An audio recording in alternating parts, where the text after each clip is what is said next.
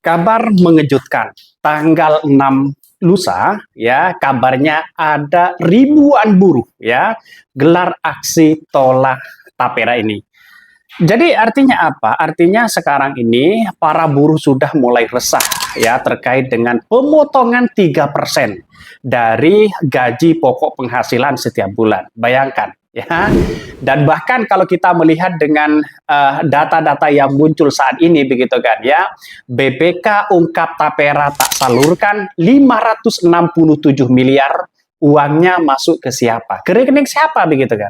Artinya apa? Artinya tapera ini ada sisi negatifnya kalau kita merujuk pada apa yang kemudian dilakukan Jiwasraya, Asabri dan sebagainya begitu kan. Tentu ini punya hitung-hitungan yang lebih besar. Akankah pemerintah saat ini yang begitu kompak mengatakan bahwa bahwa tapera ini adalah merupakan tabungan di masa tua? Bayangkan, dapat apa coba 30 tahun ya, lalu kemudian kita nabung setiap bulan 150.000 dengan rata-rata gaji kita 5 juta. 3 tahun ya, 30 tahun dapat apa kita begitu, bayangkan begitu kan ya. Dalam beberapa kasus begitu kan ya, dan sekarang ini sudah dimunculkan lagi begitu kan ya, 4 Juni 2024, mereka mengatakan bahwa 4,2 triliun dana tapera itu dikembalikan ke PNS yang pensiun. Satu orang katanya dapat 4 juta. Ya, bayangkan. Bayangkan ini begitu kan ya, 4,2 triliun dikembalikan ya uang tapera ini ke PNS pensiun, mereka dapat hanya 4 juta. Bayangkan, kalau nabungnya 30 tahun ini gimana begitu kan? Ini sangat-sangat disayangkan hal-hal itu terjadi begitu. Tapi menurut saya pribadi dengan adanya demo ini menunjukkan bahwa masyarakat tidak begitu percaya lagi. Saya kira tidak hanya para buruh begitu, masyarakat juga ikut andil menolak terkait dengan tapera ini.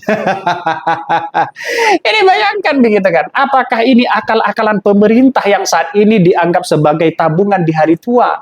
Bantas ya, bagaimana dengan resiko yang kemudian hari di situ? Apakah pemerintah ya mau lalu kemudian menerima konsekuensi ini semua dari masyarakat? Jelas saya berasumsi bahwa dana tapera ini tidak akan begitu efektif, ya kan? Tidak begitu efektif dan bahkan menunjukkan leluasa pada koruptor-koruptor yang kemudian punya peran di situ begitu kan ya untuk menggunakan uang tapera ini. Lihat saja Jiwasraya, lihat saja yang lain begitu kan. Itu sudah banyak sekarang ini.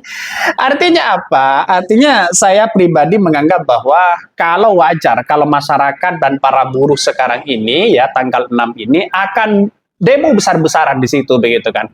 Menolak mulai dari KSPSI begitu kan ya, mulai dari KPI, mulai dari KSPI dan sebagainya, partai buruh juga ikut andil di dalamnya untuk menolak tapera ini. Bayangkan, ya saya kira dengan adanya demo-demo seperti ini, apakah didengarkan pemerintah? Kementerian dari seorang Jokowi begitu kompak mereka mengatakan bahwa tapera adalah begitu efektif untuk di masa tua. Kalau hanya dapat 4 juta gimana?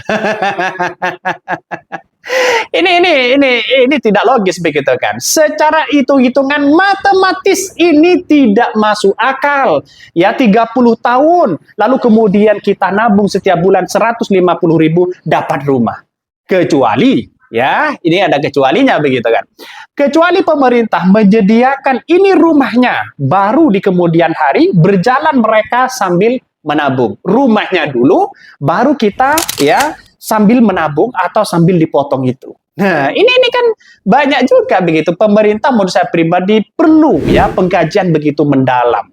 Walaupun banyak pemerintah dari Jokowi ini mengatakan bahwa mulai dari Muldoko, Pak Sandi, Pak Bas begitu kan. Semua kementerian mereka sepakat bahwa tapera itu adalah baik.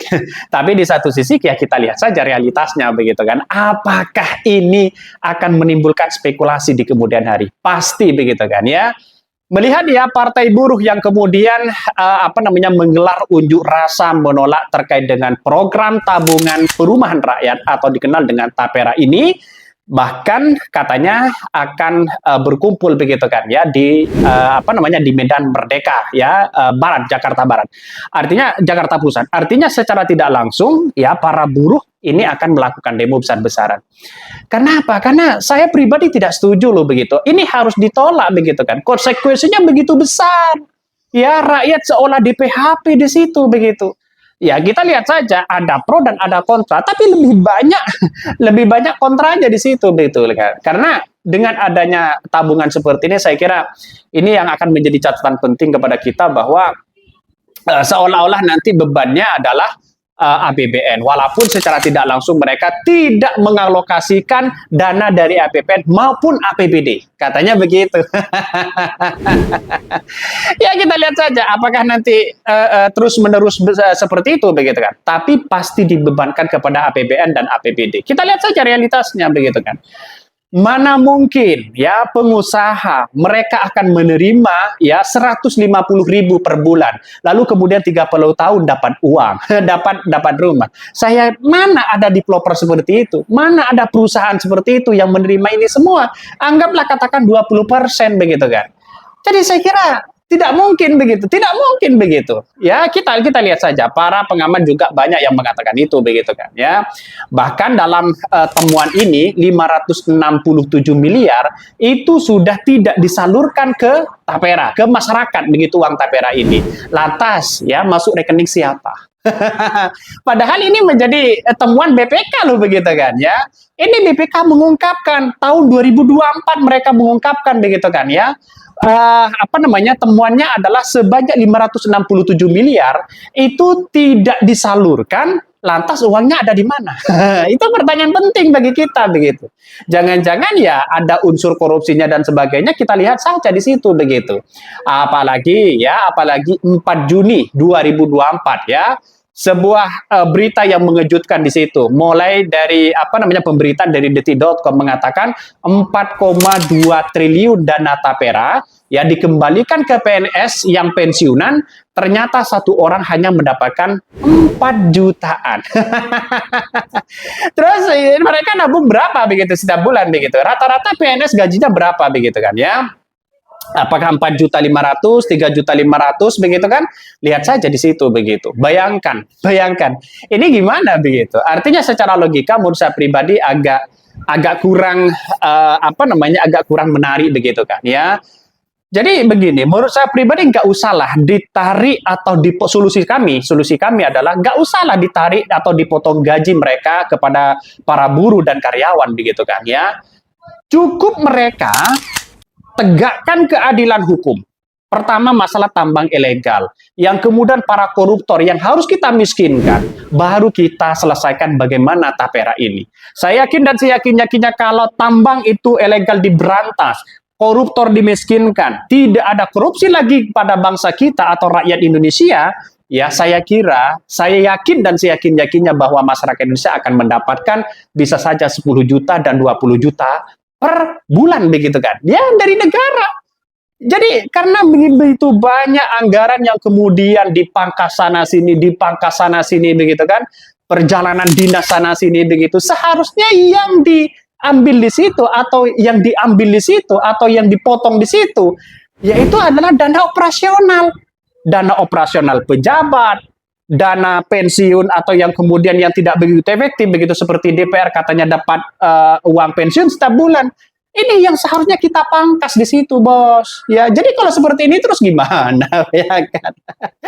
Ini logikanya menurut saya pribadi tidak masuk akal lah begitu kan ya. Bahkan sebenarnya ini program baik ya bagi bangsa dan negara. Tapi uangnya dari mana begitu kan? Ya, uangnya dari mana? Tidak cukup mereka. Kalau mereka disubsidi, saya kira pemerintah tidak akan memberikan subsidi ya. Bahkan negara tidak mungkin memberikan subsidi sebanyak berapa juta orang rakyat Indonesia saat ini begitu kan. LPG saja mau dihapus subsidinya. Apalagi rumah begitu kan. Maka para buruh dan para karyawan tanggal 6 ini pasti rame-rame dan ramai-ramai mereka akan melakukan aksi demo besar-besaran menolak tapera ini. menolak berbagai hal. Ya, kita lihat saja ya regulasi yang kemudian dilakukan oleh seorang Jokowi hari ini. Pemerintah harus bergandengan tangan dan bersatu di situ untuk kita tolak ramai-ramai tapera ini. Mungkin itu yang kami sampaikan. Tonton terus channel Hodari Podcast Rakyat ini. Jangan lupa di-subscribe.